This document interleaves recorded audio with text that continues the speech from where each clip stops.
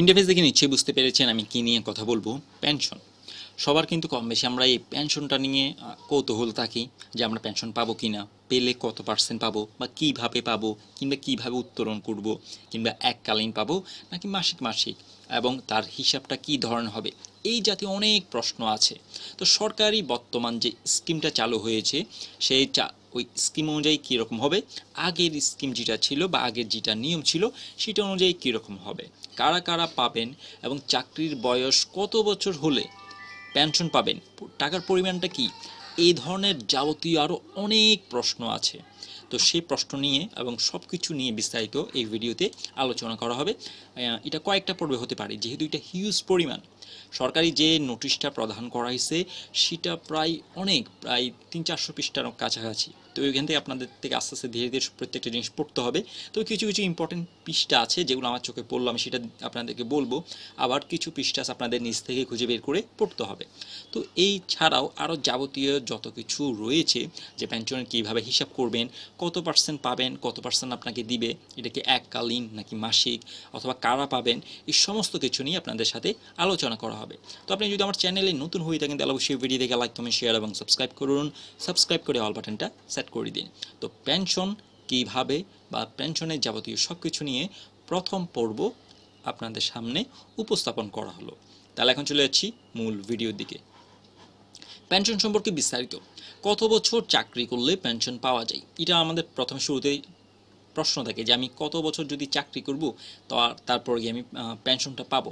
তো সরকারি চাকরির নিয়ম অনুসারে আপনার চাকরির বয়স 5 বছর হলেই আপনি পেনশন পাবেন। এছাড়াও আপনি পেনশনটা পাবেন, পেনশন এককালীন একটা টাকা পাবেন, যে আপনি প্রত্যেক মাসে মাসে যা বেতন পেয়েছেন তাতে সরকার কিছু টাকা হয়তো বা কেটে নিয়েছে, সেই টাকাটা আপনি একবারে পেয়ে যাবেন। কিন্তু পেনশন আকারে পাবেন, অর্থাৎ পেনশন আলাদা একটা হিসাব আছে। আপনি চাকরি জীবন মনে করেন একটা মাসে 4 বছর ধরে আপনি চাকরি করছেন, তো 4 বছরে আপনার প্রত্যেকটা মাসে বেতন ছিল মনে করেন 21,000 টাকা। এখন এই 21,000 টাকা থেকে আপনার মাসিক বেতন থেকে মনে করেন 800 টাকা হিসাবে কেটে নিয়েছে, তাহলে বিয়োগ কত, 800, আপনাকে আর বেতন দিয়েছে 20,200। এখন এই 800 টাকা আমি 12 মাসে হিসাব করি, প্রত্যেকটা মাসে 800 টাকা করে হিসাব করলো, তারা কেটে নিয়েছে, তাহলে 800 গুণ 12, তাহলে 9,600 টাকা। এরপর গুণ 4 বছর, এটা 1 বছর হিসাব, তাহলে 4 বছর হবে 38,400 টাকা। তো আপনার চাকরি শেষে 4 বছর পর আপনি চাকরি ছেড়ে দিয়েছেন, সরকারি চাকরি, এরপর আপনাকে 38,400 টাকা, হয়তোবা রাউন্ড ফিগার করে আপনাকে 38,500 টাকা কিংবা 39 অথবা 40,000 টাকাও দিতে পারে এরকম, কিন্তু এর থেকে আপনি বেশি পাবেন না। কিন্তু আপনার চাকরির বয়স যদি 5 বছর এর বেশি হয়ে যায় তবে আপনি কিন্তু এক পেনশনে আওতাভুক্ত হয়ে যাবেন, আর তখন আপনার এই রাউন্ড ফিগারটা পরিবর্তন হয়ে যাবে। তখন কি হবে, আপনি যদি 5 বছরের বেশি হয়ে যান তাহলে এখানে একটা হিসাব হবে, সেই হিসাবটা একটু পরেই আমি আপনাদেরকে দেখিয়ে দিচ্ছি। তাহলে পেনশনটা কারা পাবে বা কীরকম হিসাব, মেডিকেল বোর্ড হতে অক্ষম ঘোষণা করলে অথবা চাকরিরত অবস্থায় মৃত্যুবরণ করলে তার পরিবার 21% পেনশন প্রাপ্য হবেন। তখন যদি চাকরিরত অবস্থায় 5 বছরের বেশি হয়ে গেছে তাহলে আপনি পেনশন পাবেন, আর 5 বছরের বেশি অবস্থায় আপনার মৃত্যুবরণ হয়ে গেছে তাহলে আপনার পরিবার 21% পেনশন পাবেন। তখন আপনার এটা একটা রাউন্ড হিসাব হবে, ওই হিসাব অনুযায়ী আপনাকে ওই পেনশনের আওতাভুক্ত হবে। এখন 21% হিসেবে আপনার পেনশন কত হবে সেটার হিসাবটাও নিচে দেখিয়ে দিব, অর্থাৎ প্রত্যেকটা হিসাব আছে, কত বছর হলে কত পার্সেন্ট পেনশন এই হিসাবটা পাবেন সেটাও নিচে বর্ণনা করা আছে। তাহলে স্থায়ী পদ বিলুপ্তির কারণে অথবা চাকরি থেকে ছাঁটাইয়ের ক্ষেত্রে। এরপরে পেনশনযোগ্য চাকরিকাল এবং পেনশনের পরিমাণ তা নিম্নে আলোচনা করা হলো। যারা আপনারা আবেদন করার সময় যে সকল চাকরিগুলো রাজস্ব খাতভুক্ত লেখা থাকে, যেমন সাপোজ আমি এখানে চার্জ করলাম রাজস্ব খাতভুক্ত চাকরি,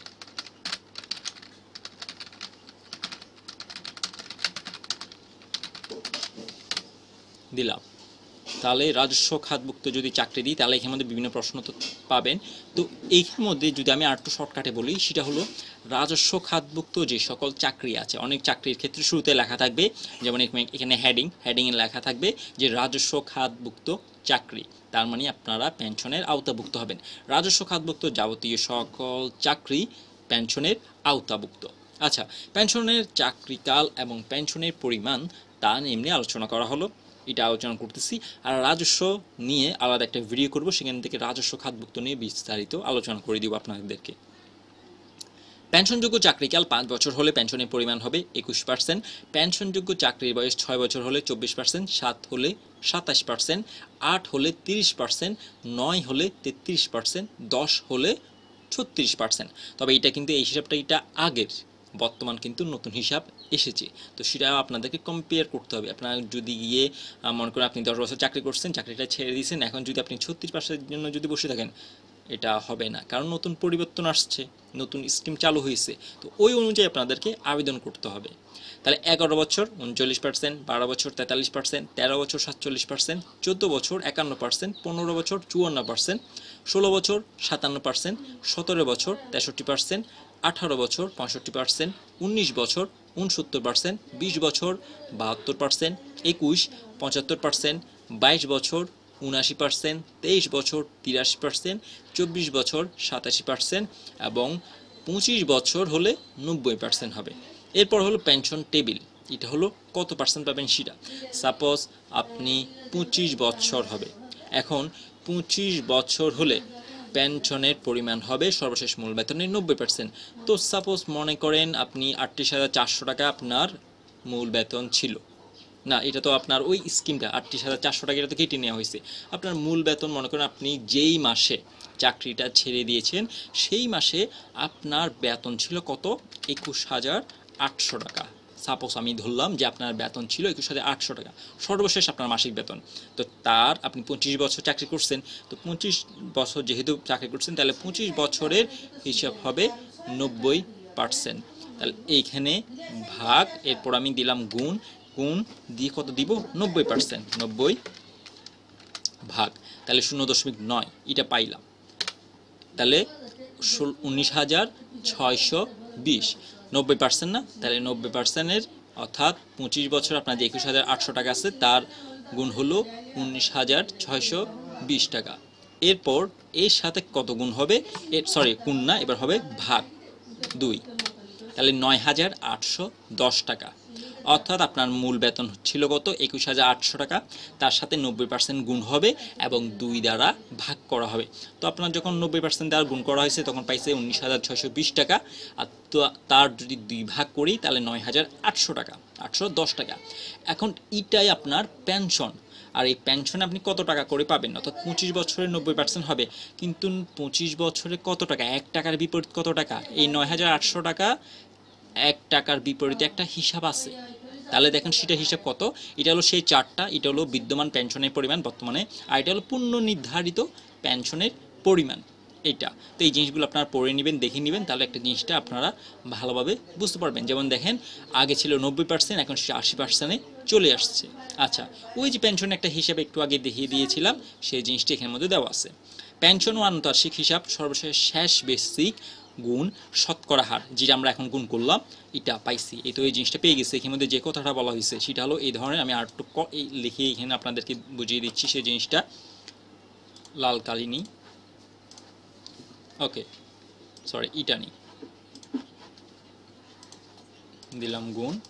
তাহলে প্রথম ছিল কত পেনশনের পরিমাণ, আমার সর্বশেষ মূল বেতন কত ছিল, 21,800। আমি জিনিসটা আর একটু বড় করি, 21,800 টাকা ছিল।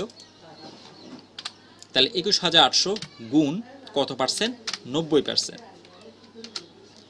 এরপর 21,800 গুণ 90,000 এটা দেওয়া হলো, তার সাথে ভাগ কত হবে, এটা আমি ব্র্যাকেটের মধ্যে রাখলাম যাতে জিনিসটা বুঝতে সমস্যা না হয়। এরপরে ভাগ করতে হবে কত দ্বারা, ভাগ করব 2 দ্বারা, আর যে টাকাটা পাবো সেটা কত পাইছি, 9,810 টাকা। তাহলে আমি পাইলাম এখানে 9,810 টাকা। এই হিসাবটা করার পর আমি কত পাইছি, 9,810 টাকা। এখন এটা কত হারে, অর্থাৎ এই 9,010 টাকা প্রতি 1 টাকা হারে কত টাকা করে পাবো, তাহলে এখানের মধ্যে সেই হিসাবটাও দেওয়া আছে। তাহলে এখানের মধ্যে এই যে হিসাবটা আমি শেষ করলাম। তারপরে এখানে দেওয়া আছে যে সরকারি চাকরির বয়স 5 বছর বা তার বেশি হলে বা 10 বছর অপেক্ষা কম হলে 265 টাকা প্রতি 1 টাকা হিসাবে 265 টাকা হিসেবে দিবে। তো আপনি যেহেতু 25 বছরের বেশি, তাহলে কত টাকা সেটা এখানের মধ্যে দেওয়া আছে যে 20 বছরের বেশি, 20 বছর বা তার বেশি চাকরি বয়স হলে 230 টাকা পাবেন, কত টাকা হারে, প্রতি 1 টাকা। তাহলে এর সাথে গুণ কত হবে, 230। তাহলে 9,800 গুণ 230, তাহলে আপনি পেনশন পাবেন 22,56,300 টাকা। আশা করি তাহলে হিসাবটা বুঝতে পেরেছেন।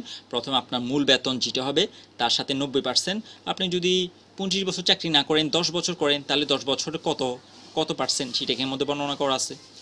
36%, 32% একটা হিসাব আছে, ওই অনুযায়ী ওই পার্সেন্টটা এখানে দিবেন। এর যা পাবেন তাকে 2 দ্বারা ভাগ করবেন, ভাগ করে যে মানটা পাবেন সেটা অনুযায়ী আপনি কত বছর চাকরি করছেন আর চাকরি অনুযায়ী কত টাকা এখানের মধ্যে 1 টাকার পরিবর্তে কত টাকা সেটা এখানের মধ্যে দেওয়া আছে। যেমন 260 টাকা, 230 টাকা, তারপর 265 টাকার একটা হিসাব আছে, ওইটা এখানে গুণ করবেন। তাহলে আপনার এই বেতন অর্থাৎ আপনি কত পেনশন পাবেন সেই জিনিসটা এখানের মধ্যে আপনি পেয়ে যাবেন। আচ্ছা, তাহলে এরপর আসা যাক এককালীন আনুতোষিক হিসাব করার উপায়। সরকারি চাকরির বয়স 5 বছর বা তার বেশি কিন্তু 10 বছর অপেক্ষা কম হলে আনুতোষিক হার 265 টাকা, অর্থাৎ 1 বছরের পরিবর্তে পাওয়া যাবে 265 টাকা। 10 থেকে 15 বছর হলে 260 টাকা, 20 বছর অপেক্ষা বেশি হলে 230 টাকা। আর ওই হিসাব যেটা কথা বলা হয়েছিল সেই হিসাবটা এখানের মধ্যে আবার ওনারা করে দিছে। এরপর সরকারি চাকরির গ্র্যাচুইটি কি? সরকারি কর্মকর্তা কর্মচারী অবসর সময় এককালীন যে অর্থ প্রদান করবে, আপনি চাইলে এই যে আপনার ফান্ড অর্থাৎ পেনশনটা আছে চাইলে এটা একবারে 22,56,000 একবার নিয়ে আসতে পারেন, অথবা মাসিক হিসাবে আপনারা নিয়ে আসতে পারেন। সেটা আপনাদের উপর ডিপেন্ড করবে কি আপনারা এককালীন আনবেন গ্র্যাচুইটি আকারে নাকি ধাপে ধাপে আনবেন। তাহলে সর্বনিম্ন কত বছর চাকরি করলে পেনশন পাওয়া যাবে? 5 বছর, সেটা আগে বলা হয়েছে। আর পেনশন ও গ্র্যাচুইটির মধ্যে কি পার্থক্যটা কি? পেনশন কি? পেনশন হলো সরকারি কর্মকর্তা কর্মচারীগণ অবসর যাওয়ার পর প্রতি মাসে যে ভাতা পেয়ে থাকে সেটি পেনশন। আর গ্র্যাচুইটি হলো সরকারি কর্মকর্তা কর্মচারীগণ পেনশন গমন করলে এককালীন যে অর্থ প্রদান করা হয় তাকে গ্র্যাচুইটি। আপনি যদি প্রতি মাসে 10,000 টাকা, 15,000 কিংবা 20-25,000 টাকা করে আনেন সেক্ষেত্রে এটা হবে আপনার পেনশন। আর যদি আপনি এই 22,56,300 টাকা যদি একবারে নিয়ে আসেন তাহলে সেটা হবে গ্র্যাচুইটি। এখন এটা আপনারা কীভাবে আনবেন সেটা আপনাদের উপর ডিপেন্ড করতেছে। তো এই ছিল আজকের প্রথম পর্ব। সেকেন্ড পর্বে গভর্নমেন্ট থেকে যে নোটিশটা আছে পেনশন নিয়ে প্রায় 272 পৃষ্ঠার একটা তথ্য আছে, তবে এখানের মধ্যে কিছু তথ্য আছে এমনি পড়ার জন্য দিছে আর কিছু তথ্য আছে ইম্পর্টেন্ট। তো ইম্পর্টেন্ট যে তথ্যগুলো দেওয়া আছে সেই তথ্য নিয়ে আপনাদের সাথে আলোচনা করা হবে। কোন কোন পৃষ্ঠার তথ্যগুলো গুরুত্বপূর্ণ, সবচেয়ে বেশি গুরুত্বপূর্ণ আপনাদের থেকে পড়তে হবে কিংবা আপনাদের অবশ্যই লাগবে, সেই সকল জিনিসগুলো নিয়ে আপনাদের সাথে আলোচনা করা হবে। এক পর্বে শেষ না হলে 2 পর্ব, 2 পর্ব শেষ না হলে 3 পর্বে, কিন্তু আপনাদেরকে সম্পূর্ণ জিনিসটা ভালোভাবে একেবারে ক্লিয়ার করে দিব যাতে আপনারা পরবর্তী সময়ে কোনো সমস্যায় পতিত না হন। কারণ এই পেনশন ভাতার যে নিয়মগুলো আছে, যেমন চিকিৎসা ভাতা, উৎসব ভাতা, আর অনেকগুলো ভাতা আছে, এই নিয়মগুলো না জানার কারণে অনেকে কিন্তু শেষ বয়সে এসে অনেক সমস্যার সম্মুখীন হন। তাই ওই জিনিসটা যাতে কিছুটা হলেও পরিবর্তন করা যায় তার জন্য এই ভিডিও অথবা এই জিনিসগুলো আপনাদের সামনে উপস্থাপন করব। তো অবশ্যই সবাইকে শেয়ার করে দিন, কারণ কম বেশি সবাই আমরা চাকরিজীবী, সেটা সরকারি হতে পারে, বেসরকারি হতে পারে। বেসরকারির কিছু পেনশনের নিয়ম আছে, তবে কী হারে সেটা হয়তো বা এখানে নাই, কিন্তু কিছুটা নিয়ম অনেকটা মিল থাকবে। তাই আপনারা যদি একটা ধারণা নিতে পারেন সেটা আপনাদের কাজে আসবে। তো আশা করি সম্পূর্ণ বিষয়টা ভালোভাবে বুঝতে পেরেছেন। আর যারা নতুন ঢুকবেন চাকরিতে তাদেরও পেনশন সম্পর্কে একটা কিন্তু অভিজ্ঞতা প্রয়োজন। আবার অনেকে চাই এই ব্যাপারে, কিন্তু অনেকেই প্রশ্ন করে। তো সব কিছুর বিবেচনা করে আমি কিন্তু এই ভিডিওটা তৈরি করছি।